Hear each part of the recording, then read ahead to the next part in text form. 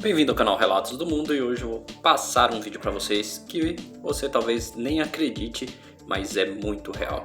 Se você já ouviu falar de vários tipos de ETs que teve no Brasil, como ET Bilu e ET de Varginha, esquece essas histórias que eu vou te contar uma história real de OVNI no Brasil que praticamente ninguém fala e quase não se encontra nem no YouTube essa história. Mas ela aconteceu, tem registros até no Serviço Nacional de Segurança brasileiro. Então vamos lá, não deixe de se inscrever no canal. Esse vídeo ele foi pedido, tá? Pediram lá na comunidade um vídeo que falasse sobre terror, lendas, OVNI. Então eu tô trazendo esse vídeo hoje. Se você tem algum outro vídeo que você queira, pode usar os comentários ou até a aba comunidade para pedir. Esse caso aconteceu lá em Belém do Pará, capital do Pará, norte do Brasil, nortão. E esse caso aconteceu em meados dos anos 70, era 1977, ocorreu por alguns anos lá até, que foi a aparição de alguns objetos voadores não identificados, incluindo um foi tão bem avistado que conseguiu ser descrito pelos moradores. O que aconteceu foi que alguns moradores do Pará, do interior e também da capital, começaram a avistar no céu uma luz estranha. E aí eles começaram a reportar isso para a polícia, e a polícia local não avistava nada, não via nada, porque chegava depois, né? Então o assunto ia morrendo. Pensa em 77 como eram as comunicações, né? Como era difícil fazer todo esse trâmite. Porém o caso foi tomando proporções gigantescas, quando até pessoas envolvidas no exército começaram a avistar esses OVNIs no céu da região norte brasileira, incluindo até um capitão chamado de Capitão Holanda, que ninguém envolvido nesse caso mais é vivo, né?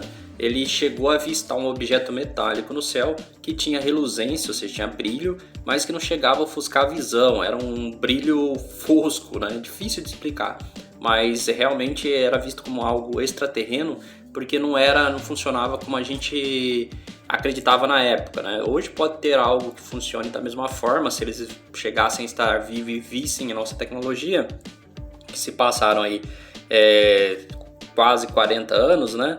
Mas a diferença de tecnologia é gigantesca. Na verdade, se passaram mais de 40 anos, né? Se passaram uns 44 anos mais ou menos, desde as primeiras aparições. Então a tecnologia mudou totalmente, naquela época não era padrão.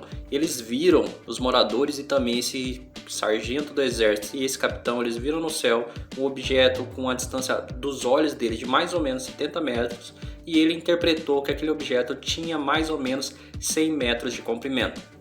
Ele era comprido, tinha uma luz que saía de baixo e piscava luzes em todo o corpo dele. Então para você ver que tem uma certa semelhança com os OVNIs aí que foram avistados no mundo inteiro anos depois e algumas coisas diferentes anos antes. Não tinha aquele aspecto de disco amassado, né? De disco que a gente mais ou menos vê nos filmes de disco voador mesmo, parece uma casinha, aquele disquinho assim.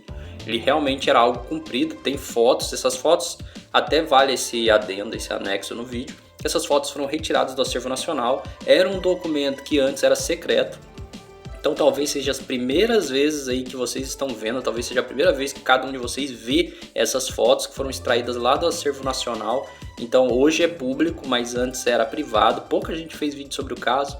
Na verdade eu não encontrei outro vídeo sobre o caso no YouTube, por isso que eu resolvi trazer. Fato é que se iniciou uma operação ali, a operação foi tocada para frente, até que chegou num brigadeiro chamado Protásio. Esse brigadeiro, ele não viu com bons olhos, porque ele não viu o OVNI, né? Mas ele não viu com bons olhos a investigação e nem o entusiasmo do Holanda. Ele achou a história estranha e mandou suspender. Falou, ó, acaba com essa investigação aí que já é o suficiente. Muitos ufólogos modernos até são intrigados por essa decisão, acham estranha essa decisão dele. Essa operação ficou chamada como Operação Prato, né? Porque disco voador, a gente tinha essa visão de disco ser um prato, então ela ficou com esse nome Prato e foi simplesmente a maior investigação de OVNI do mundo até poucos anos atrás, que aparentemente agora foi revelado alguns arquivos da Segurança Nacional Americana que parecem ser maiores do que esse brasileiro, mas por muitos anos foi conhecido como a maior investigação de OVNI da história do mundo. E ela se ocorreu durante todo o período militar brasileiro. E acontecia, o relatório da Segurança Nacional, que hoje é público, diz, eu vou até pôr as imagens aí, tenta jogar que as pessoas eram pouco instruídas e estavam vendo às vezes avião ou até ilusão de ótica no céu e estavam confundindo com OVNI. Até cita um ponto super preconceituoso falando que as pessoas tinham baixo desenvolvimento intelectual. Como os caras pegam um estado inteiro, tem vilas inteiras vendo OVNI e coloca todo mundo com baixo desenvolvimento intelectual. Então fala tipo uma região inteira tem baixo desenvolvimento intelectual, ou eles estavam querendo afundar aí uma história. Uma das cidades, inclusive Colares, Mosqueiro e Ananindeua, essas 3 cidades em específico, elas começaram a ter um tipo de visão diferente dessas aparições. Eles pensaram que poderia ser castigo divino.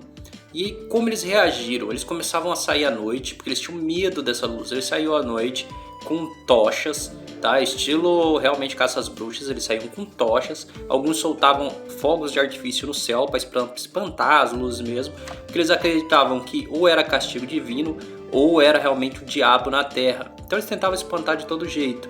Você tem que pensar que a época, o período era muito complicado, era um período mais antigo que não tinha acesso a tanta informação. Já o exército brasileiro, como tudo no Brasil, acreditava que era uma invasão comunista. O Brasil sempre, quando não entende alguma coisa, diz que é comunismo. Então eles falavam que era comunista e aí eles tinham que combater essa invasão comunista, que Deus sabe-se de onde que os comunistas conseguiram comprar um disco voador. E aí eles estavam tentando combater essa invasão. Na visão deles, toda a investigação da Operação Prato não era uma operação para ver ETs de verdade, e sim era uma operação militar para averiguar se essas invasões não vinham de outro país, não seriam invasões comunistas. A operação no litoral lá do Pará durou mais ou menos 4 meses, tá? E esses 4 meses foram feitas mais de 500 fotografias. Algumas fotografias estão no Arquivo Nacional e eu postei para vocês. As outras fotografias simplesmente desapareceram, ninguém sabe onde está, não é revelado para ninguém e isso é complicado. Quando uma reportagem entrou em contato com o Serviço de Segurança Nacional, ele simplesmente disse que tudo que existe está lá no Arquivo Nacional, o que é super estranho. A Aeronáutica também se pronunciou e disse que não tem ninguém que seja capaz de falar sobre o assunto, porque ele não tem um grupo especializado em OVNIs e tudo que eles têm de arquivo realmente está lá no Arquivo Nacional, o que eu não acredito. Na verdade, eu acredito que essas fotografias existiram mesmo, porque outras pessoas viram fazer essas fotografias e viram esses vídeos ser feitos. Então, pode ter acontecido dessas fotografias terem se perdido com o tempo, que é o mais lógico.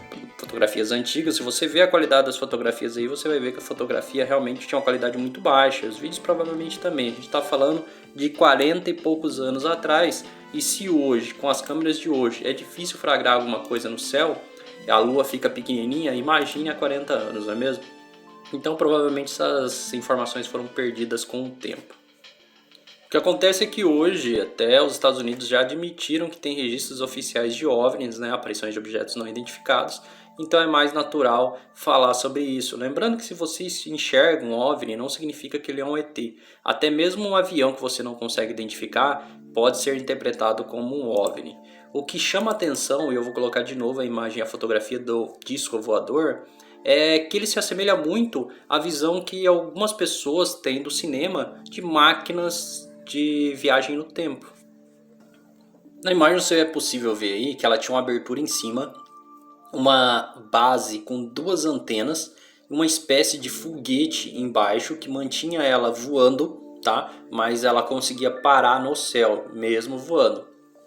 Ela se deslocava para os lados, então ela não se deslocava para cima só, ela conseguia ir para um lado e para o outro sem perder a orientação para cima de cápsula. Então ela não girava em torno desse eixo, ela não girava, ela só subia e conseguia se deslocar. É uma forma de deslocamento muito estranha. Se a gente assiste alguns filmes de ficção científica, é mais ou menos assim que eles enxergam a nave que viaja no tempo, que ela sobe só como se fosse um foguete, e ela tem normalmente esses aspectos cilindro, essas luzes. Então é um esquema visual muito semelhante às máquinas do tempo. E dá para pensar também, e se não foi um viajante no tempo em vez de um ET, que só pairou ali, desceu, fez alguma coisa e foi embora, né? Porque na verdade essas aparições não foram um dia só. Durante 4 meses apareceram diversas vezes no ar, mas ninguém conseguia interceptar ela. Lembrando que a aeronáutica participou das investigações aí com o capitão e com os soldados que eu referi no vídeo, mas ela não tentou interceptá-los com o avião. a ideia central mesmo da Operação Prato era identificação.